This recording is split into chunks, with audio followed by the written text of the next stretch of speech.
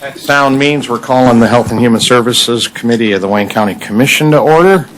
Good afternoon, everybody. Madam Clerk, a little attendance. Commissioner Marecki? Here. Commissioner Daub? Here. Commissioner Anderson? Here. Commissioner Baker McCormick? Here. Commissioner Killeen? Here. You have a quorum present. Thank you. What's next? Approval of the October 8, 2019 meeting minutes. Move approval. Support. Any additions, corrections, changes to the minutes? Hearing none. All in favor of the motion, please say aye. Aye. Aye. Opposed? All right. What's up next? Item C, unfinished business. There is none. Excellent. Item D, 1, requesting commission approval of modification number 3 to a lease agreement with Community Care Properties, LLC. All righty. So this is where we, from the department, this is where we distribute, we lease some space at the Taylor Clinic. What's the amendment to this? The modification, I should say. Hi, Carol Osterberry, Health Officer, Health, Human and Veteran Services. So this is a common use space lease. The building in Taylor has a suite that Wayne County still owns that suite. But we need to pay this common use lease, space lease for the parking lot, for the use of the common hallways. Kind of like chargebacks. But, so that's why this lease is executed with the owner of the building. So we're going to extend it for another 5 years That is correct. to use this. Okay. Questions from committee members on this item? Commissioner Anderson. I really don't have any questions. I was just going to make a motion to approve because this is an item that we've done before a number of, at least once or twice since I've And been there's here. support for that? Are there questions from committee members on this? Hearing none, all in favor of the motion? I'm sorry, Commissioner Scott, I'm sorry. Committee. That's okay, I'm sorry. Just found out about this, so, Ms. Kessenberry, can you just tell me what this is? I'm sorry to Oh, no, that's do okay. this. Okay. Yes, in Taylor, there is, it's a office building, medical suite building. My understanding, it was built back in the 80s. I think all of the original paperwork was signed by Ed McNamara, so it goes back that far. And Wayne County still continues to own one suite in this building. So we have to, the owner of the building is Community Care Properties. So we have, as Commissioner Anderson said, we enter into this common use space lease for the use of the parking lot and the hallway, and it pays, I think they have security, and, so that's why this lease is executed. We don't own the whole building, we just own that one suite. Is this for testing or what? No, so it's our clinic, and actually our WIC services are provided from that clinic. Okay. Yeah. Yeah.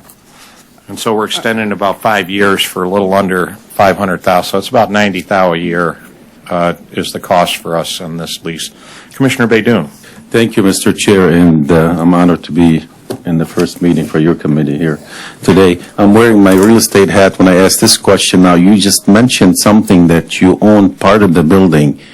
You mean you lease part of the building because you don't own just one particular space, is it? You do? We actually own that. Harris, what is Harris's last name? He was the attorney who, has worked on this for a couple times. No, we actually own that one. It's a condo. Oh, it's a condo. Oh, okay. That makes sense. Thank you. Oh, Yeah. Okay. that's Okay. that. okay. And we're honored to have you here for your first visit, Commissioner Baydoun. Any other questions on this? I wasn't finished. Okay, then you still have the floor. And I know I'm not on this committee, That's but all right, Commissioner. I'm not sure why I'm here. I thought I was here because this had something to do with some lead tests. That's going to be the next item that's coming that's up. the next item. Yep. Okay. Even though it wasn't on All the right. agenda, we're going to have, yep. That's why I'm here. Thank you. I'm sorry. All right, then, no problem.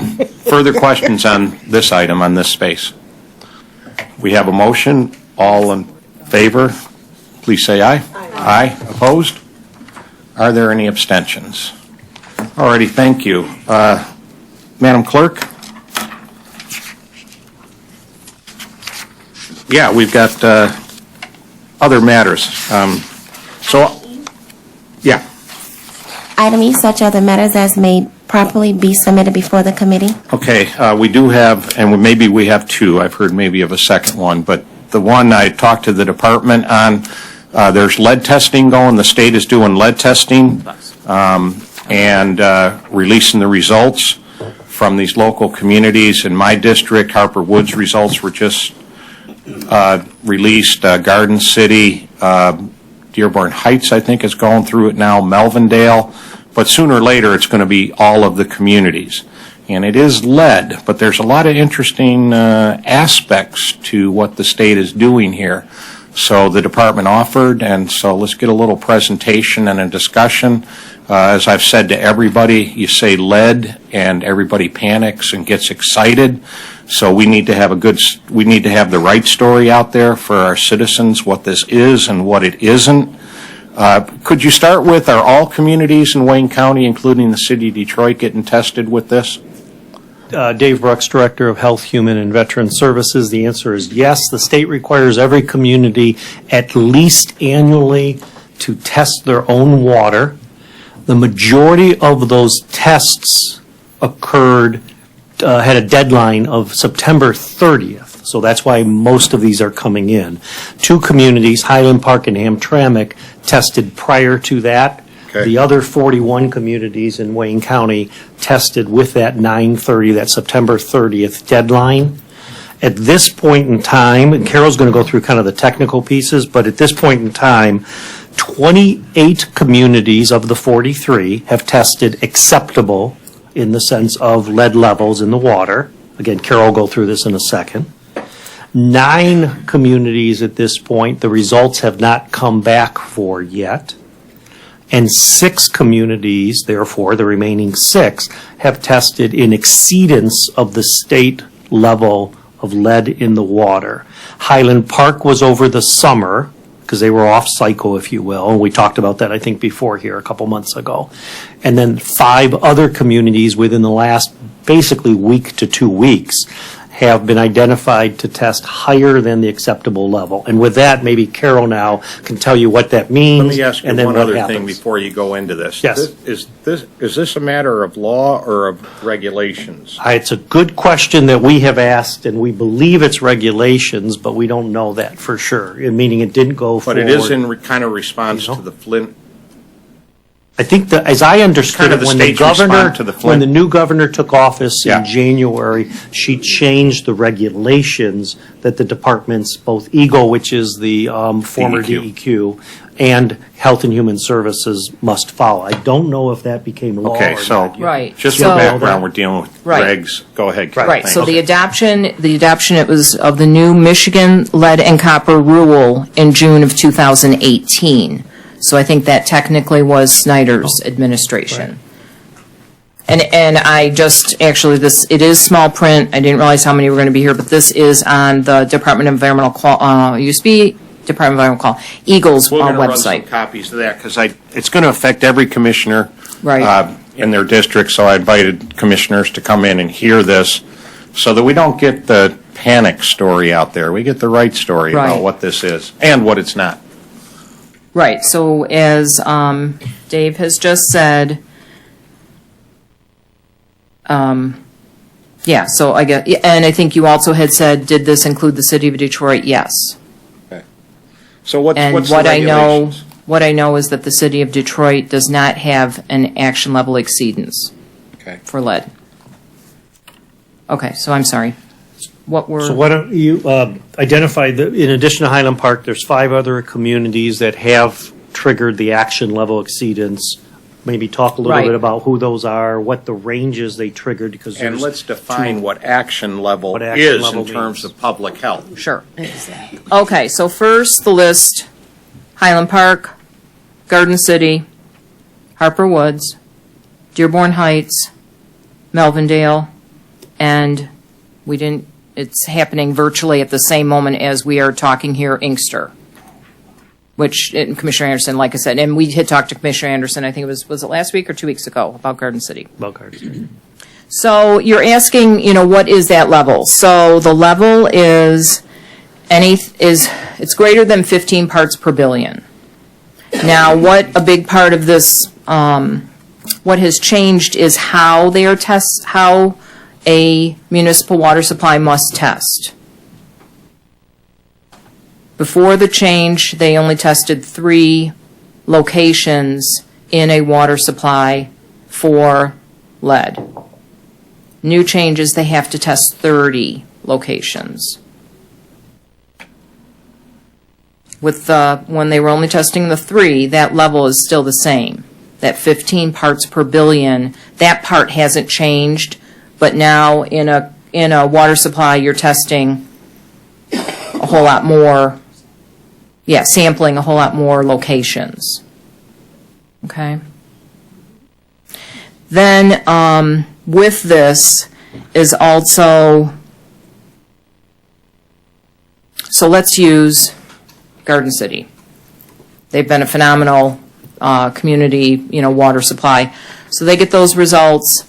Garden City then also is given a list of action items that they need to undertake. Community education, offering, their residents sampling. I think one of the things is part of it is within 60 days, they need to have, many of the water supplies are choosing to even put a letter in their next round of water bills, officially so everyone knows. Highland Park had a large town hall meeting. I think Melvindale is planning on a meeting, which I have not been given that date yet. 30th. Okay. It was the 30th, that's what they talked about. Right. So, again, this all hits, and then the other piece with our local health department, our county, is that what we administer and set the logistics for and undertake is that point of distribution location for water filters for members of that community. In Highland Park, that was at the fire station. Garden City, it is all of a sudden, I can't remember where the location was in Garden City. I know in Harper Woods, again, it's at the library. And that's, like I say, that's us working also with the community.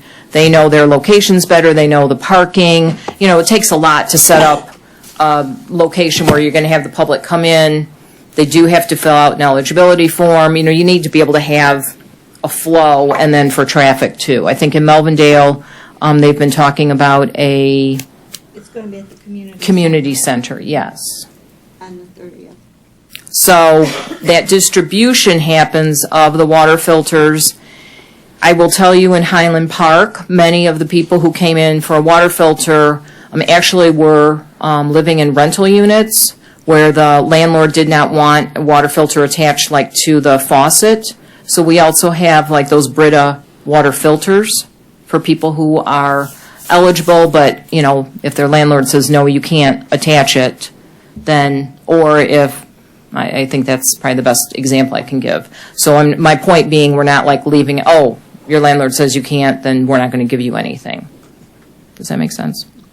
And then, then we've been talking, because all of that happens in a bit of a flurry, the community gets the results, we get notified, that's our first step. We need to get those filters out to the residents, and then maximum is 60 days when the community education, piece happens. I will tell you in most cases that town hall or, what the community decides kind of what they want as far as that communication is usually happening within about 2 to 3 weeks.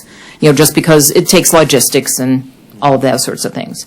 Other things that, remember, as we've talked for many, many years in this committee and with, we have a full-time public health nurse who investigates every child that has a blood lead level within our jurisdiction greater than or equal to 5 micrograms. So, that part is still happening. She is, and she was busy before. I don't want you all thinking that all of a sudden she's busy now.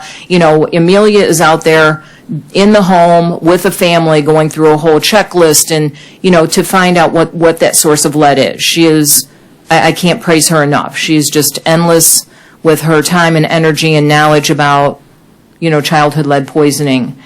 Then through Amelia, what we've already had set up, and we are doing more, we'll be setting up blood lead testing clinics. Sometimes it's at a WIC clinic, sometimes it's at a Head Start, depending again on that community.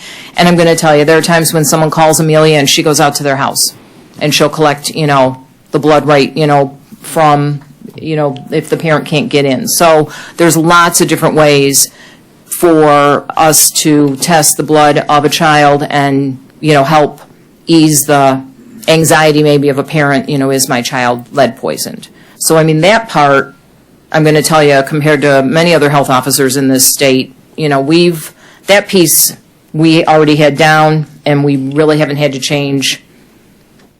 To me, that's what it's all about, is making sure that the children are being tested. Yes. Oh. Through the chair. Yeah, no, we're good. I got, there's going to be a lot of questions here in Yes. a minute, so. Yes, and what have I missed? Well, let me just have you clarify a little bit. So at 15 parts per billion, Yeah, I it need to exceeds clarify the that, level. because then, when she was talking about the nurse, then she starts talking about micrograms. That has, right. So, 15 parts per billion in the water. Water. right. so- Micrograms is the blood level That's of a right. kid Well, who I is just wanna higher clarify than that. where they should be. Yeah, that's a good At point. 5, Yeah, right? that's a good point. So what's the significance of 15? Is that a public health crisis if you have 15 parts per billion in your drinking water? The state determines at that point, people of highest risk should use a filter for their drinking water from 15 to 150 parts per billion. So that, the state then is required to provide the filters to the community. It's the county's health department's role at that point to assist the communities in distributing the filters and distributing education. And So who that's can where the get the county comes filters? into play. Who can get the filters? The- Anybody? The fil- Technically, go ahead and tell Yes. technically, and then I'll tell you what we've done. the eligibility form that every resident in every community must fill out and sign is, they are asked questions. I apologize, I didn't bring one. Do you have a child under the age of under the age of 18, low income? Are you on WIC or Medicaid? Or can you not afford to purchase a filter? So what are we really doing? And everyone who gets a filter fills out that form Right. and signs that form.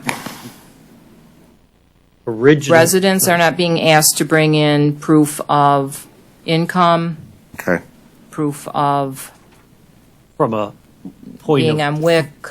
They point don't of have to pri- show a point of Medicaid pride card. perspective, the first run of this under the new regs was Highland Park back in the summer, Commissioner Scott, as you'll recall. But Highland Park, everyone was able to get a filter. The state's original guidance to us as the county health department was have people prove their indigency, or if that's a real word. So No, the 'cause- criteria Carol just mentioned, we But- actually I pushed got you. back and said we weren't going to do that. But everyone in Highland Park Commissioner Scott all of those residents filled out the form. Yeah. I can tell you that. But originally, the state asked us to have them prove it, not just attest to Right, it. and we pushed back And at we that. said that, we're not Correct. willing to do that. But we did. So this So is where that- you step into the stream, Commissioner Right. Scott. Because Highland Park, everyone, because when I went in there, all I had to do was get the filter. Right. Fill out a form. Right, filled Get out the filter. form, right. But I want to, well, the whole thing is, though, when you put it on and your water for the hot and cold comes out of the same thing, and, you cannot have hot water come through it. Can only be cold water. Supposed to be cold. So I'm concerned how they wash the dishes and all of that stuff, So I was at a meeting at the 11th precinct, and there were some people there just discussing it. And they said, oh, well, you wash the dishes in the hot water, and then you rinse them in the cold water. So it's really confusing to me to what these filters are really doing. Well, and I think ultimately there'll be a public policy issue. I mean, the reality is I can tell you about my household, not that we have the lead challenge, but the attention to staying rigorous about using a filter, et cetera, is going to last for only so long. then someone's not going to follow it anymore, or follow it properly, or it's going to break and they're not going to replace it. The filter process is a temporary fix, right? The permanent fix is going to need to be replacing the lead line inlet to that particular household. Yeah, And the that's- public policy issue is, for many communities that have this pent-up demand of many, many thousands of lead inlets into those households, how's that going to be done? How's that going to be paid for? How's that going to be organized, et cetera? Carol, you mentioned earlier, I think it's on the Yeah. form, that the state requires communities to replace the lead inlets no later than 2040, It says January 1, 2041. 2041. So I think the challenge is going to be just the fatigue factor, if you will, of being this attentive to the quality of one's drinking water. I mean, it only lasts for so long, I would say, right? And I think that's Practically, going to yeah. be an issue that's going to have to be figured out somewhere. And who bears the cost of the filters? The state. The state bears the cost of the filters. We bear the cost, if you will, the opportunity cost predominantly of organizing and distributing them with the local community. So Carol, and she has a section in her area called Emergency Preparedness of a few individuals. So they're the ones who are boots on the ground, if you will, coordinating the actual assisting of the community with running these open houses and accepting the forms, the application forms, and then handing out the filters and giving instructions along with it. Right. And so And who bears the cost of replacing the lead lines? that's above my pay grade. It is the local communities. Or I've been dealing with this lead ever since I've been down Yeah, yeah, here. and we're gonna- Nothing has really been done. And we're, You know. right, and we're going to be dealing with it for a while, too, if the regs are 2041.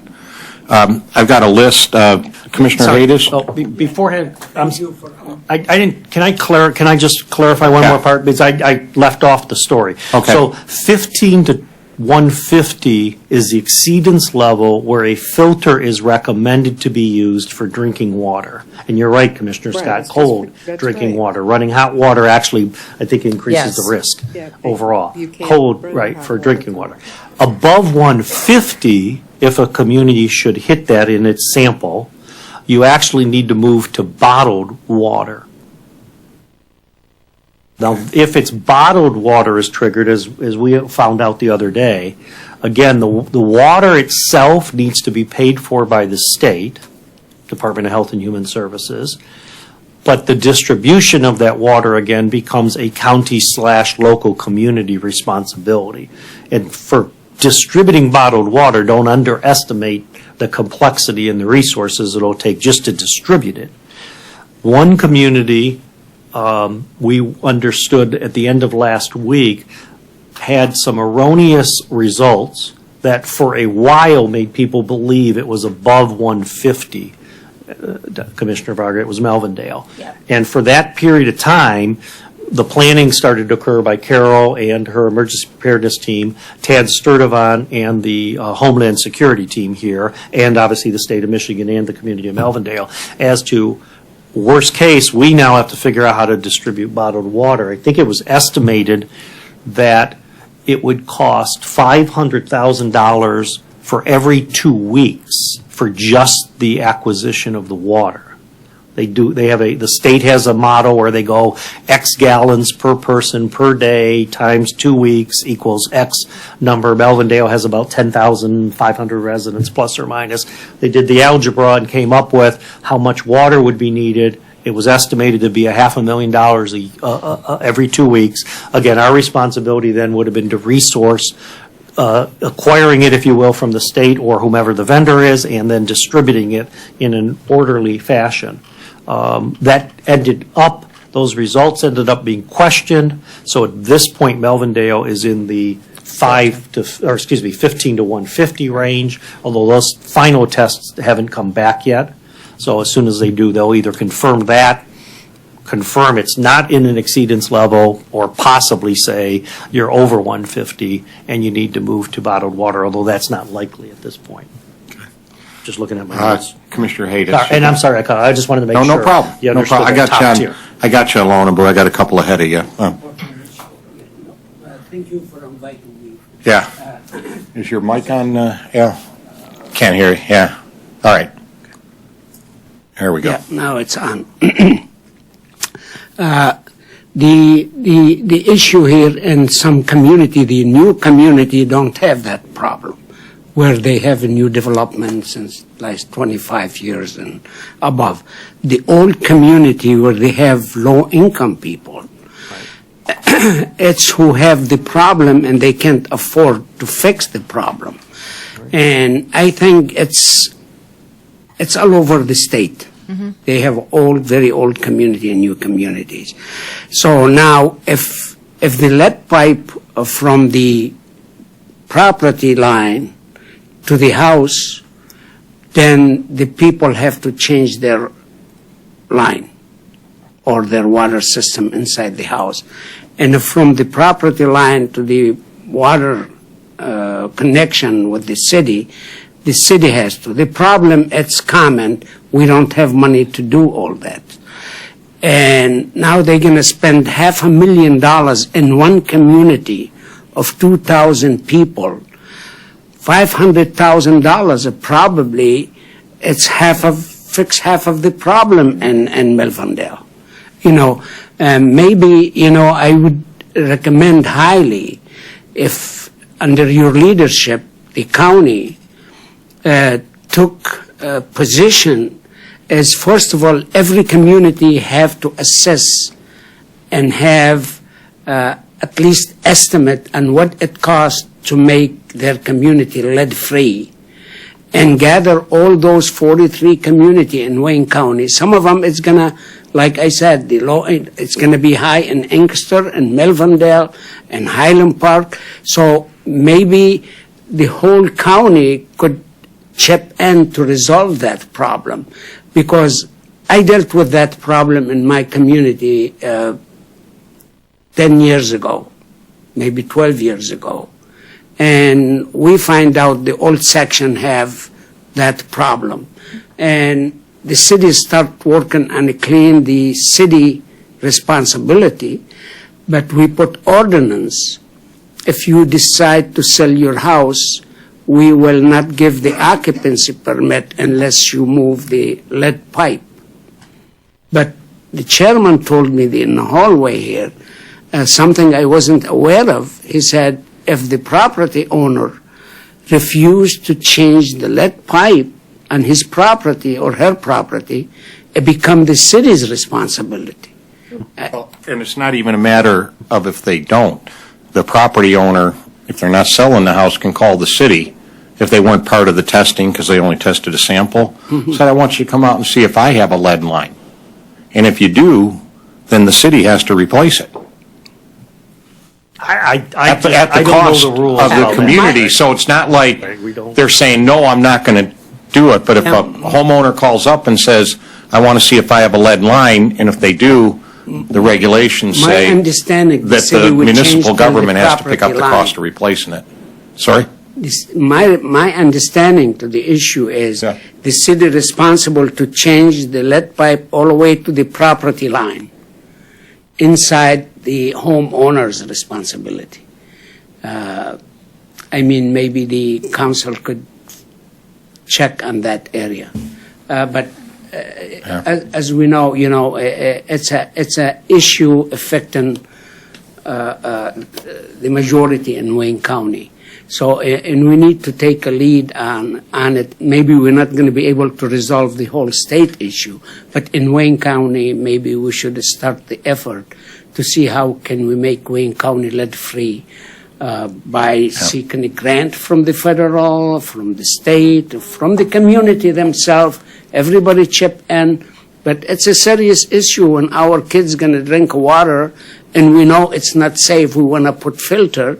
And the filter, it's a mechanical item. It could work, could fail, and as you said, if you have mixed water, it's not effective.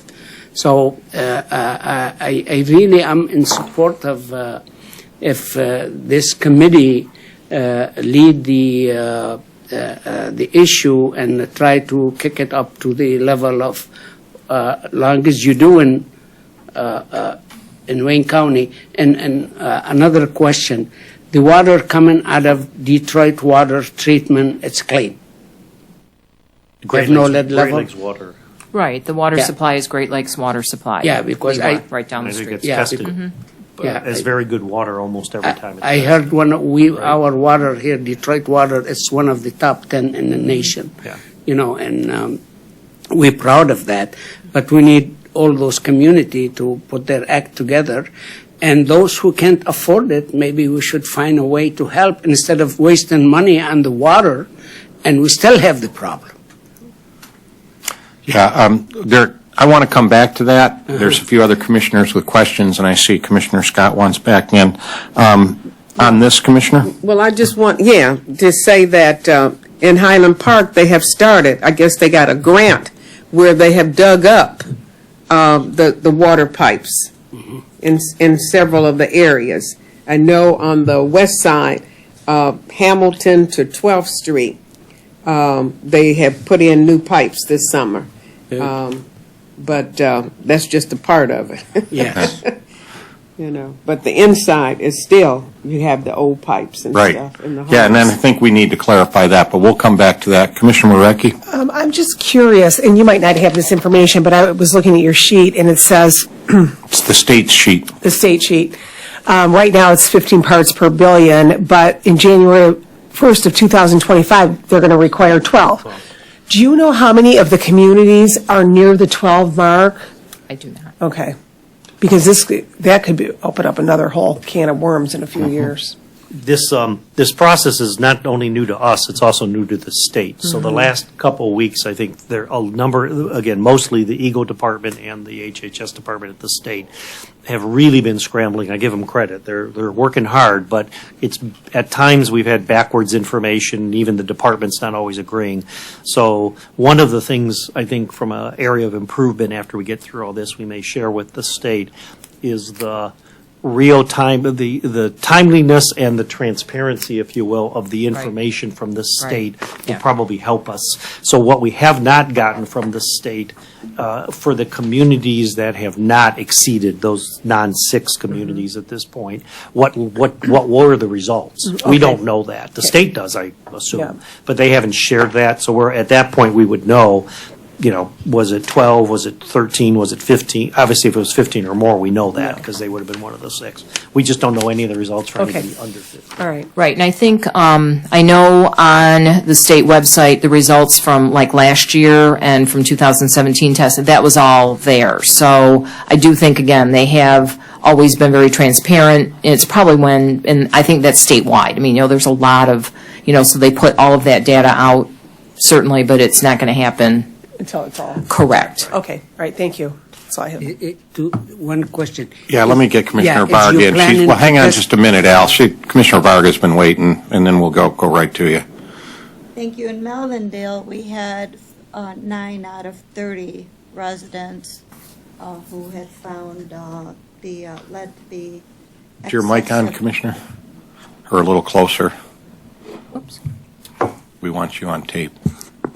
In Melvindale, out of 30 residents, 9 was affected.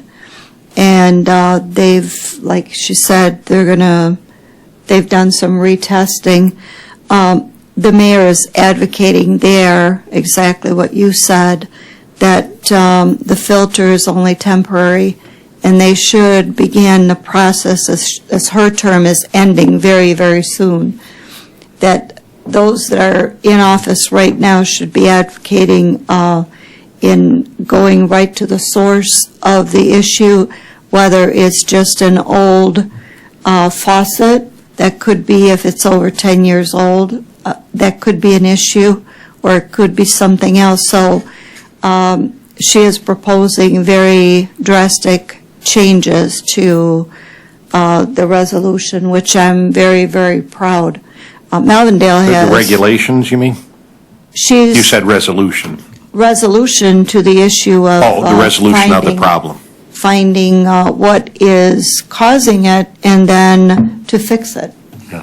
So this was in the newspaper I was just reading, and she thought that the same thing, spending $500,000 for 2 weeks of bottled water what then, and the state didn't know what to say. And she said, I want to spend that money on trying to get low-income citizens, and most of Melvindale will be low-income anyway. So I think this could be one of those ideas where we, I hate to say, may have to go for some infrastructure bonding or something as a county. I don't know, but I think it's worth starting to discuss that because it's going to affect all of us in time. At least to have somebody start going around to see which are lead pipes and which are not. So under these regulations, 30 homes were tested 30 from in Melvindale. Melvindale. And seven had, nine. almost were- a third. How many homes are there in Melvindale? Well, it's 10,000 population, so I'm not even sure how many homes that would be, Going to be 4,000, 4,500. something like that. And if a third of those, if you extrapolate the data, you're looking at over 1,000 homes that may have this problem. It'll be interesting for me to find out, maybe you know, if these were, if there was a certain area that was more concentrated than others. Yeah, I don't know. That would be the water that would department be- would be able to tell Yeah, you that would be a good telling, and then within 6 months, they have to double their testing now. They're going to have to go to 60 as opposed to 30, and then it depends on what happens, they're going to have to double it again, so it's an ongoing, it will Yeah. be an ongoing, instead of every year, it's going to be every 6 months. Well, aside from the over 150 parts per billion, you got to bring in water, and that's going to cost you $500,000 for 2 weeks. Weeks. Pardon me? Only for 2 weeks. Right. And then another $500,000 for the next 2 weeks, and another $500,000. But if there's 1,000 lead lines in your city, and Melvindale is on the hook for replacing those lines, that would be quite a hit in the Melvindale budget. 4,000. Yeah. Sir, what's that?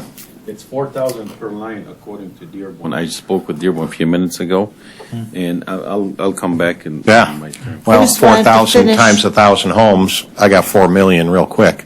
I just wanted to finish, you can't boil lead away. Right. So once it's in there, whether it's hot water or cold water, doesn't matter. Exactly. Yeah. So- Right.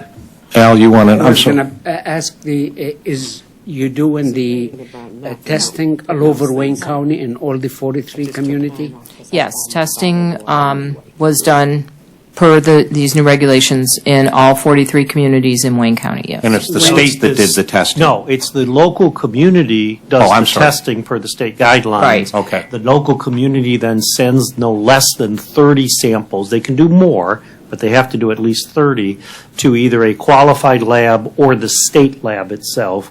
When the local community then gets the results, they communicate that to the state, or the state gets the results and communicates it to the local community. I Yeah, probably had I'm that sorry. backwards. It's what I was going to recommend, if you go to all those 43 community, to send the county their finding and which subdivision affected more, because the new subdivision, it's a Less likely. for sure it's a clean. Right. So if we want to do assessment, what it costs to clean Wayne County, doesn't matter if it's more in Highland Park than Detroit or Farmington. It's a problem affecting all of us. So maybe it's what we need to know exactly in Wayne County in general. And you could itemize the city, which one to see which one have the major problem. I think would be the right place to start.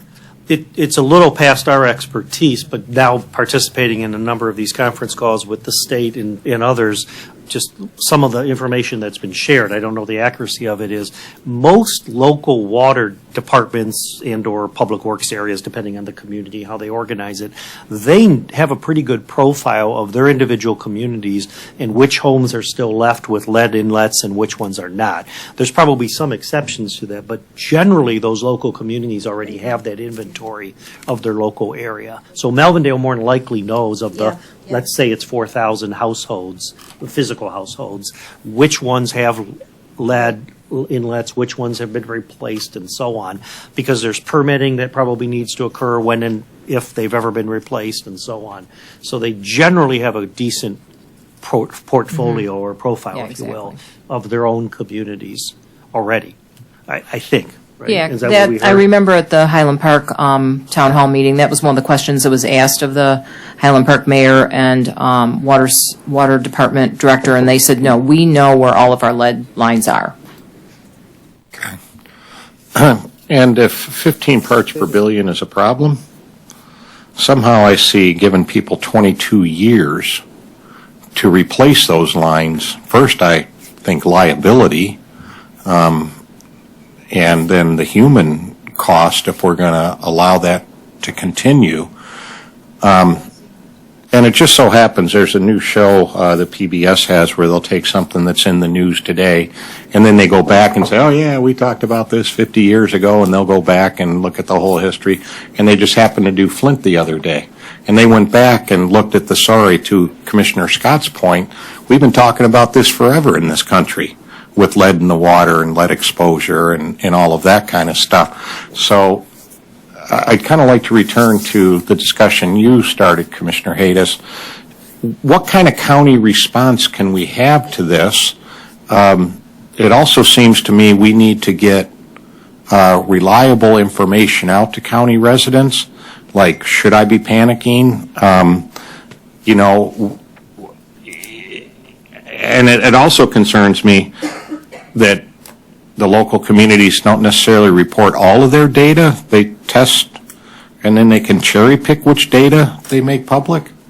Yeah, but a lot of people could go to jail if they're going to. I don't think that's the case. I don't know that, but I think the state has some particular No, they rules. have to report. Right. Yeah, but I think if we have that, if local communities know how many lead lines there are, Yes. we can consolidate that information and say in Wayne County, there's this many that needs to get replaced, and look at, because we don't want to be here 15 years from now going, yeah, we've been talking about this for 82 years now, in getting this. So some sort of I don't know if it's through our health department or our department. How do we address this with, and by the way, do you go out to those public education meetings? Yes, absolutely. Like I said, I was at Highland Park. Yep, absolutely. Yep, we will be there at Melvindale. Amelia, your nurse who's yeah. a specialist in lead, Yeah. goes there usually. Oh, yeah. Carol's been going. Because I Then we propose, have, again, as you all know, we Right. have our HUD grant. I mean, what a good audience, but at Highland Park, I mean, we had multiple, tables set up and information. I was this close to the director of the water department, and the mayor was right next to him. I mean, no, we fully are engaged in many aspects of the response for any community that has this, is the point. yeah, okay, and I suggested to you before the meeting, one thing that occurred to me was to have Wayne County kind of put out their own little sheet for residents.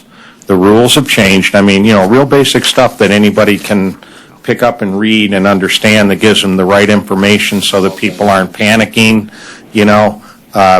and so, especially around the issue of if you want somebody to come out and see if you have a lead line or not, what that means and what how you go about that.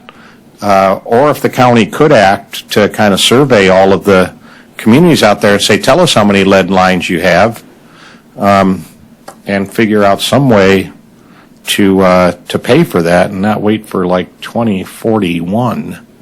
Yeah, and for every community, I mean, Mike's been creating a separate web page, so I just pulled this Dearborn Heights. This is right off the Wayne County, website. He's also working to make it as an easy, one-click link in. The state is loving this.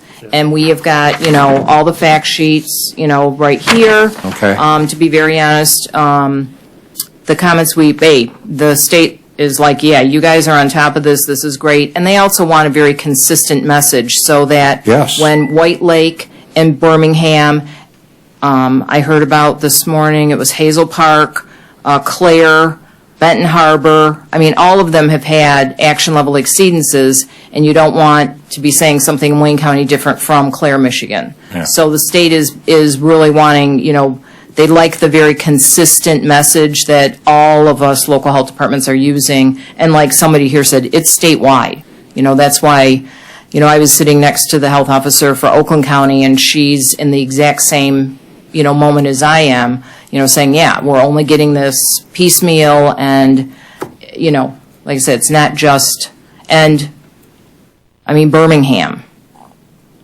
So it's old communities, not necessarily.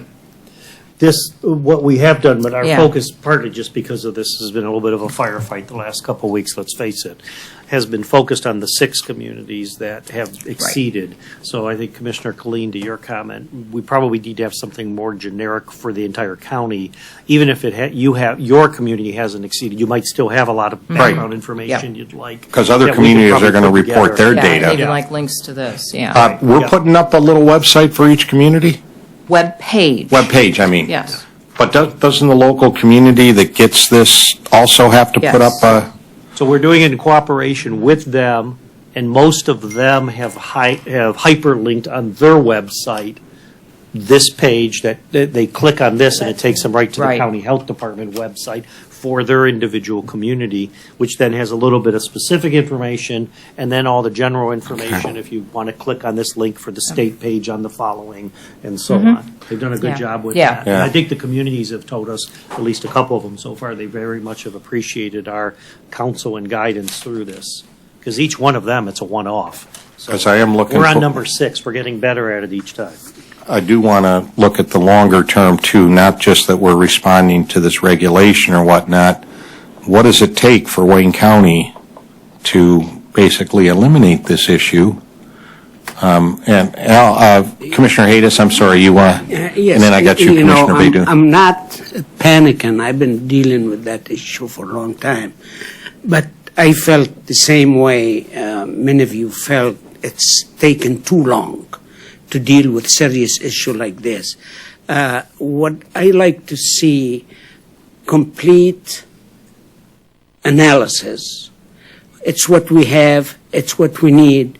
Then have the Michigan Municipal League be involved with us to support the county's cause in Lansing.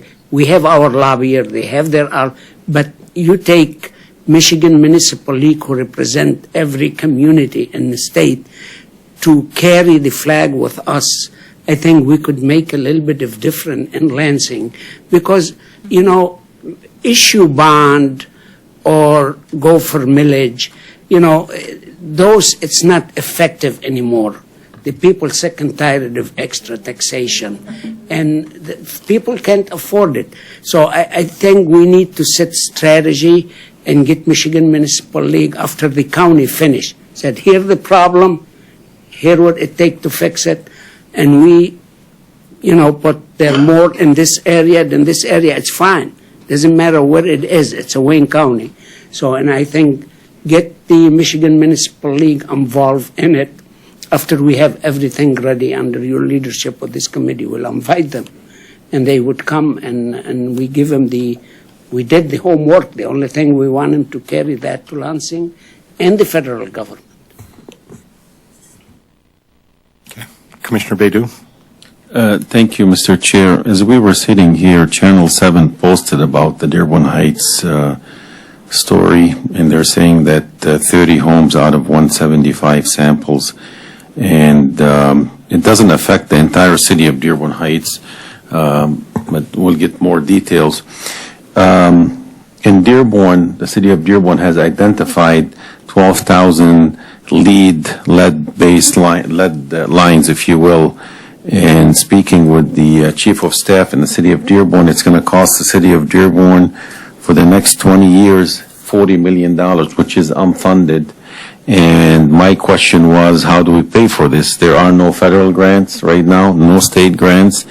What they might have to do is put the charge on the water bill for the next 20 years. That's what Dearborn is going to do, because somebody has to pay that. And the average cost for each line is $4,000. That's how much it's going to cost. Going back to my colleague's question earlier, it's very interesting that in 2025, the acceptable level will drop to 12. Right. And I'm interested to know how many communities are near that level already. And we have 6 communities right now. In 2025, how many communities will we have? That would be the question. And I agree with Commissioner Haddis. We should probably identify each community in Wayne County and let's diagnose how many we have and what's the cost, and then just start lobbying. And it's really sad that we live in the greatest country on the face of the planet, and we have billions of dollars that we send all over the world, and yet we don't have clean drinking water in this country. In many of the cities like Flint, for example. It's really sad. Well, shouldn't we be able, from the testing data they're doing now, see how many communities are exceeding 12? Right. They don't have the data yet. Again. We Well, let don't me- have the data. I assume to- Eagle has the To data. that point, Go ahead, Commissioner Marecki. I think it's interesting that they're saying 15 now, and they're changing it to 12. Well, what does that mean? Is Right. 15 really safe? Right. I mean, I think that's odd that they're changing the numbers like that. So then you start wondering, what does that really mean? For the next 6 years, you Right. get sick, it's okay? Yeah, right. Well, and that's, Commissioner, why I exactly wanted to have this discussion, so that we don't have panic out there, that we're given the right story, and going to what the commissioners are talking about. It's can kicking is what we're doing. And, we got to come to a solution for this. So the state would have the data on 12 currently? When it's all There, I'm sorry. am looking at on the website, and there again, you have to be very careful when you're looking at this chart. You have to, and it's in Right. very small print, because I looked at it and I thought, wait a minute, no, Carol, that's the result from 2017. I think they're updating, and once this table is updated with every community and what their, result is, to me, it's there, but I don't really care what the results were in 2017.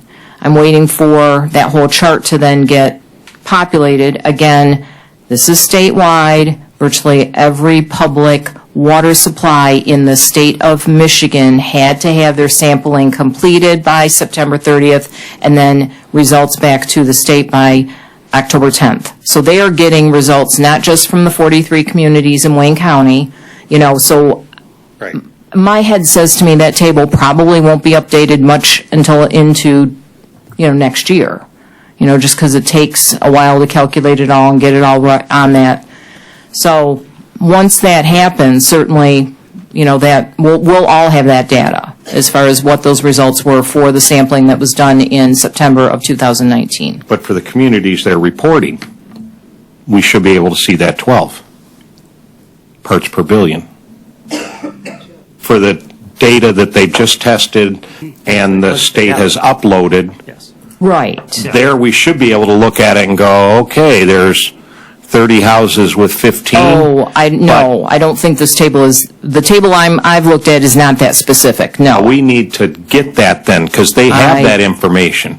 Commissioner Baidoon, you've been waiting. Yeah, to that point also, my understanding that the state in their budget, they allocated $30 million to help the different cities identify the lead lines, if you will. I don't know if you're aware of, No. I was told that. That's not through our office. Yeah, that That'd was be- told that right. by Dearborn. But here's another, this is another serious question. Out of the 6 communities that are above the acceptable level right now, if we were to rank them, Is Highland Park the worst? I mean, we don't want to have another Flint in our hand here. I mean, we should probably ask the question, which is the worst community, and try to help that community. Probably Highland Park and Hamtramck, because they have the older homes. And that's the way it is. Earlier on, several years ago, they were going around having people, there was a few dollars, it wasn't enough, to come in and make some changes in their homes with the lead. You know, so it's just been a dog and pony show to me the whole time, because they haven't really did what they need to do. I agree. You know, yes, there's some pipes changing in Highland Park, but it's not all over, but all the homes are old. And I think this is hopefully what we're getting to, because as we're sitting here, I'm visualizing something like a get the lead out, kind of a public, or, lead-free drinking water in Wayne County. What's it's going to take to get to that? Let's be honest. Are we making sure that all these children under 6, though, that have this lead, that you're doing something for them? What are we doing? Yes, so then that's the filters and the. Filters. The filter, the cold water, the hot water is coming out of the same one, Commissioner, I would suggest this. We I'm sorry. do have the nurse that goes, right? Yes, yeah. But see, this is the One thing. nurse that go up. Well, it's the short term, right? So we should also be talking about the long term, right? And getting these pipes out so that kids that are born 8 years from now, they won't have lead pipes coming into their house or whatever. So it's both a short term and a long But term we got to problem. do something, Yes. because I had the nurses from Madonna College was coming to Highland Park testing. That was when I was in the Senate, Right. umpteen years ago, okay? Right. So, but we're, so you're right. We need to do this right now and demand that something be done. Right. What you have in common with Flint, the residents of your district in Flint, there's one common denominator. It's called poverty. Oh, yeah, that's it. So The same thing. I told you, my whole district is poverty, Yeah. all right? Yeah. I've been telling you all that for some time. Because, Commissioner, if we can get some traction to actually get these lead pipes removed, we will still have the short-term problem of some young people and adults that have already suffered the consequences, Yeah, I know. even if we change every pipe today. So it's short-term and long-term. Director Brooks, you wanted, But we need to do it soon. yeah. Back to Commissioner Baydoun's comment. So at this point, we've been told by the state, either pass or exceed. Oh.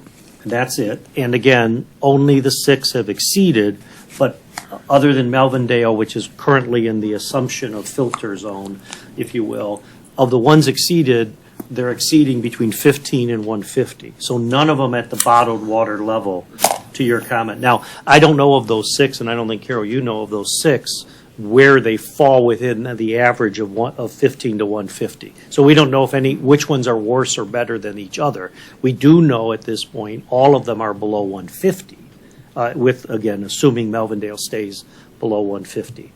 And the other comment I'd just remind, as I mentioned earlier, 9 communities we have not heard back yet what the results are. Wow.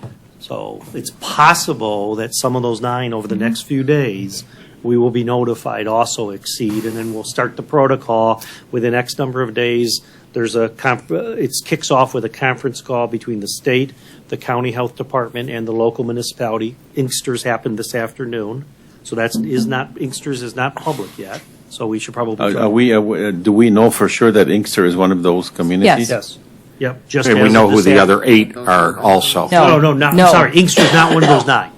Inkster is No, not but one we of know those who 9. those 9 are. No. They haven't We do reported not. yet? No. We do not. The Oh, state has wow. only told us who the 6 are, which does include Inkster, Commissioner, that have Well, Dearborn, I can exceeded. tell you, I spoke with Dearborn. We do Dearborn know did not, Detroit is one of those that passed. Yeah. We do know that. That- But other than that, we don't know the remainder who have passed and the 9 who have yet to be identified. Yeah, 'cause as this- either pass or exceed. And I apologize. We're at the mercy of the state. Yep. passing Nor out do information. we know apologize. when we're going to get those results. They're managing That's this the real other time. question we've asked, and And nor then do there's we going to know. be little eruptions in each one of those communities once those results are released as well. Correct, but we'll manage it through this new protocol as we will now as of Inkster.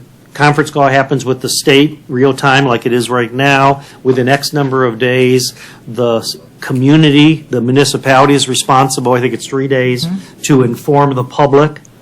On the heels of that, usually is some type of open forum, along with us, with the community, managing education and filter distribution. Okay. Again, short of bottled water, that's the protocol. Go right ahead, Commissioner Has Scott. Highland Park been tested? You know, when I was at the Highland Park community meeting, that was a question that was asked of the Water Department Director. And on that night, he said an additional 450 homes, you know, people had requested testing and that they had done that. Basically, they weren't going, they had. But that was before they gave the filters out, when they had that meeting. No, that was after. It was? And, you know, his response, but I can only speak to Highland Park, was, and if anyone else wants us to come in and do the testing, we will. You know, but that was the Highland Park decision, so I don't, you know, more maybe have, I don't know. Only if you requested it. That is correct. And as we have learned in one of the particular municipalities, the quality of the testing is not unimportant. So there's a protocol from the state as to how to test, run the water for a certain amount of time, take the first liter and then the fifth liter, and that's what's used as the sample, et cetera. It is important that those municipalities, those public works or water departments, follow those guidelines. Otherwise, you are potentially going to have false positives, and that leads to potentially action planning around that. So Yeah. hopefully these municipalities follow the state's guidelines If as you to the don't, way to test. if you don't use the same protocols, exactly the same, you can have screwy results. right. Commissioner I don't Baydun? drink the water. Hang on, Commissioner Baydun? I'm just going to make a last comment. I think in summary, we are the largest county in the state of Michigan. We should take the lead to my colleague's point here in identifying how many lead lines we have in Wayne County in the 43 communities. Let's find out how much it's going to cost to replace all of them, the ones that are on the list and the ones that are not on the list that exceeded the level. And we should put an action plan together. We'll start talking to our senators, our members of Congress, and this is very serious business. We cannot, this is unacceptable. We cannot afford to have another Flint in our hands here in southeast Michigan. Thank you. Okay, thank you. I just don't know it. So, You know, I think, go ahead. I'm sorry, the point though, again, what is different between this and Flint is our water supply is Great Lakes water supply. It is buffered. Remember, Flint switched to the Flint River. They didn't buffer the water. Yeah. I mean, all of those things were happening in Flint. So, you know, keeping all that in mind, and actually it was a Right. point that the mayor of Melvindale brought out. You know, it's not Flint. I'm not saying it's Right. not important, please don't, but No, it's not Flint. And I'll offer this, Right. Ms. Osterberry. I think one of the things we're seeing, and with these rules too, is that the bureaucracies are all playing defense now, right? And so they're trying to, you know, kind of tamp it down. It's not us, this isn't the same. What we do have is we have a lead problem. Whether you want to call it Flint, it's all across the country. Right. And so I'm mindful of what my colleagues are, so I'm Exactly. thinking of something like, and this is just off the top of my head, that between the administration and the commission, we have like a little lead-free Wayne County group. I hate to say task force, I don't want it to be a task force, I just want a working group to collect the data as people have suggested here, talk about what the cost of it is, what is the message that we need to give to the public out there about what you should or should not be concerned about in terms of this, and some sort of a way to go about, as we should, like a lead-free Wayne County, what needs to be done in order to do that. Does anybody else have any other ideas other than just the talk about, I'm saying a little don't want to have an official task force. That's, but a working group between the commission and the administration to work through some of these and come up with a plan for how we're going to attack this countywide. Commissioner Varga. I just want to also inform you that the mayor of Melvindale is being proactive and is asking all of the businesses to get tested because they are Yeah. working with the public, so. Especially the Asking who- But again, Yes, all of the businesses. that's at one level, and see, people are responding to the new regs and the new, but when you have years like 2041 out there, and we do have, and we're doing sampling to find out really how many lines, and I don't know if that would include retail establishments, commercial buildings, and really get a picture of what the problem is and what it's going to take to take care of it across the county, and how we're going to do that. I really believe that being proactive like that, I can see an ordinance coming in what's going to happen in new home ownership coming into the city. So I'm sure Yeah. that that's going to be part of their process, that if you're buying a new home, you're going to have it tested for lead, and if there are... Well, that's why I want a work group, because we've had that idea from Mr. think- Mayor. I think Melvindale will do a lot of the legwork that will need to be done by everybody. I'm Well- really proud of my community. I hear that. But I think, to give kind of to help with like a blueprint for local communities, the kinds of things they can do if people have come up with some ways of dealing with this. So I'm throwing out the idea of a work group, not an official task force with agendas and stuff. Let's get out, let's just sit down and meet, and work through this. Mr. Commissioner, Mr. Mayor, do you have some ideas how you'd like to attack the problem? I think the first thing, I think the county should gather from every community, the 43 community, in detail, what's their testing result and what subdivision. When we gather all those information, then we could draw the map and see where the urgent one, the one high above 15, and then we should promote how to get the funding for it. Okay. And take it, as Sam mentioned, I mentioned the Michigan Municipal League. Yep. And maybe Michigan Municipal League would invite the National League of Cities. Let's take it very seriously. Let's hear the voice in Lansing. Let's hear the voice in Washington. I guarantee you, we might not get 100%, but if we get 50%, it's easier on the community to deal with the other 50%. So the main thing is to start with accurate information, then we could sit together and see what's the next step. Because I think we also need that for the public, is to Yes. say to them, this is the scope of the problem. Right? Yeah. People don't see the whole picture, they only, so I think we're still kind of on this work group kind of idea. Yeah. And we're not going to solve it here. Commissioner Dobb, you haven't said anything. Do you have any ideas on this, or from the discussion?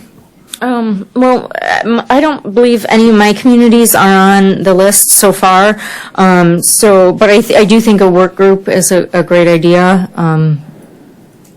And But maybe they're on the list when we go to 12. right, yeah. So I and think that's right, I would love transparency to- in that data. Yeah. If it's not being released, let's really find out, like, okay, now we know who's 15 and we've made that public, but we know 4 years from now, it goes to 12. So who's in danger of that? Commissioner, I think you should call it a task force because you want to give it significance and Yeah, yeah. urgency. Well, I see people picking up their Dearborn Times, what's the local paper? The Times Herald, and going, oh, good, the county's formed a task force. And the eyes roll back in the back of their head. Okay, that's the death knell of that. But if we, yeah, okay, but that's fine. Let's, and I'll work with the department on that, and I'll talk to the chair, because she might have some ideas from the National Association of Counties for people that have dealt with this otherwise. So I'll talk to the chair, I'll talk to the department head here, but I think this is a real good opportunity for the county to give useful, helpful information to people and not like having panic stuff going on, but also to come up with a roadmap for how we're actually going to deal with it, because it's all over the country. As I was watching this thing the other night, mayor after mayor saying, we have worse problems than Flint does around the country. Yep. When they look at their numbers, right? We hear about it because of Flint and because it made the national, but there's communities all across this country that have worse lead issues than Flint does.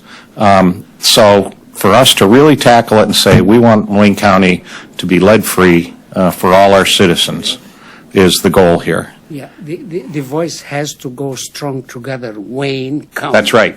You know. That's why I want the administration and the commission to work on this together. Put me on the task force. You're on it. Okay.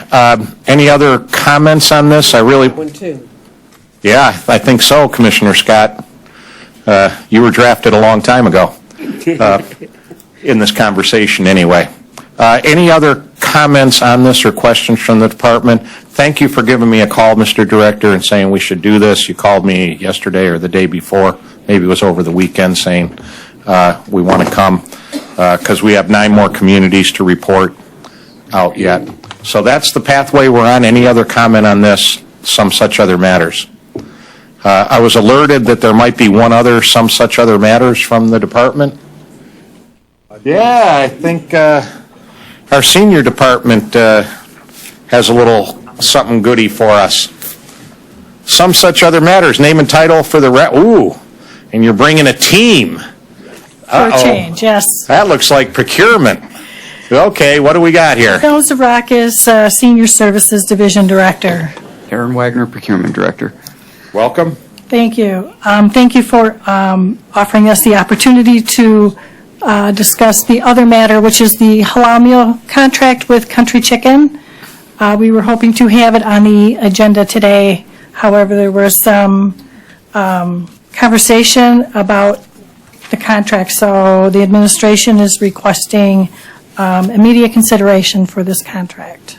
Okay. I have talked to Commission Counsel on this. I'd like Commission Counsel to kind of give us the background and how we got to this. What's the background of this contract with Country Kitchen? So, through the chair, my knowledge goes back to 2017, so that's where I'll start. In 2017, the contract, the procurement with Country Chicken was presented to the commission, but there was no contract document. So there was some conversations with Corp Counsel and procurement regarding the proper form to present this matter. Back then, there was a disagreement. However, there was no solution that was readily available, and of course, it was urgent. It was meals for seniors, so we had to get it done. So the contract was processed. Well, the matter was processed, but there was no contract document. So they used the PO as a contract document.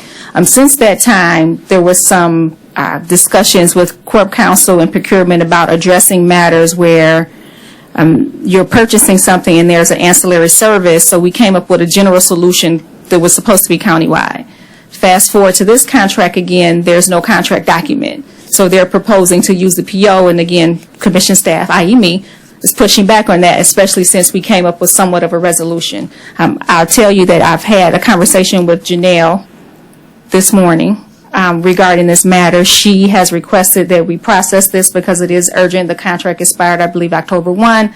Seniors need their meals. However, she has assured us that this will get resolved, so the next time you see it, there will be an amicable solution, and we won't be repeating the same thing where we're saying, hey, it's urgent, so please do it, and then we're pushing back saying, hey, but it's not right. So she's assured us that the next time you see this, there will be a solution that everyone will be happy with, and this matter will get resolved, and we won't continue the process of, hey, we don't like it, but you must do it because they won't get their meals. So that's sort of the history. I'll take it that there'll be additional conversations with Janelle and procurement and maybe Corp Counsel regarding this matter moving forward, but hopefully it'll be resolved the next time you come and everyone will be satisfied with the paperwork or the lack thereof. Two things, I guess three things on this. The department's recommending immediate consideration at full board? That's my understanding. And I'll take that one because I had Oh, that okay. conversation with Janelle. Counselor, is So that what because the contract has expired and because there's an urgency that has been expressed and because we still have this ongoing issue that I just talked to Janelle about this morning, the suggestion was that if they need it, they need to get it for full board because we simply couldn't get it to this body, just committee in time. So it's my understanding that they will be making that request so that they can get it approved on Thursday. Okay. And you're going to provide an opinion when it comes to full board as to, let me ask you this, under the procurement ordinance, and using the purchase order instead of a contract, is that permissible?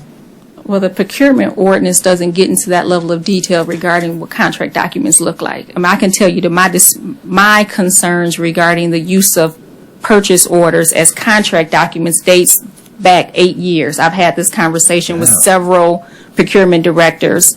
I thought that in recent years we finally there was a general understanding that POs were only used for goods and not services. That's been historic. We had a recent solution in recent years to address the sort of hybrid, you have a good like a tire, but they install it, so that's a service. We had a recent solution to that. But to answer your question, the procurement ordinance simply isn't that detailed. So there's latitude and discretion on how these things are done. Okay. I don't want to wait another year. Commissioner Marecki, do you have a? I'm just wondering if at full board, do we see any kind of paper documents at all? You get a cover letter and PO number and. Well, we don't even get a PO because POs are, okay, so we're getting real technical, but POs are payment mechanisms. So you'll never see a PO because if you see a PO now, that means it's been approved and they have a mechanism to pay something you haven't approved. And that's part of the problem, even with the PO, because they can't cut that PO because it's generally a payment mechanism, that has to come on the back end. And this happens, and maybe we haven't noticed it, but when we do a lot of goods for like DPS, and you buy parts, a lot of times it's a PO. So if you look at your there's nothing in there but a cover letter and maybe a quote from the vendor. So I'm told that's industry standard, at least I've been told that in the past. So you'll get your standard paperwork that you would normally get with the PO, which would be a cover letter, and I'm not even sure if this one has a quote with it. It might. I don't think it does. Through the chair, yes, there is a quote. Okay, and a quote. So you'll get a quote and you'll get a cover letter, essentially. All right, thank you. Well, I certainly appreciate, one moment, sir, I certainly appreciate the heads up on this. But I don't like the language like, well, the next time you see this, which means a year from now. I think we need to have clarity much sooner than that so that we know what the road is going into next year. And when I say sooner than that, I'm talking in a month or so here. We should be able to figure that out and report it back to this committee, how we're going to handle this from now on. Yes, sir. Yeah, through the chair. I did talk with Janelle about this issue after she had spoken with Ms. Johnson. And, what we discussed is making sure that there are clear terms and conditions for the next time or when this goes back out, because we're contemplating sending it out to bid. And so our current backup PO terms and conditions do contemplate both goods and services. Which is why Corporation Counsel had deemed back in 2017 that it was sufficient to use just the backup PO. Felicia and I had worked to put together a hybrid, and so the intention is moving forward. We will certainly, on all RFPs, like RFPs, have that hybrid PO language inserted into the solicitation. Okay. Is that an official statement from administration? This is how we're going to do it? As the procurement director, yes, I am making an official statement. You're not going to have any blowback from Corporation Counsel or? No. I don't believe so either. Sorry?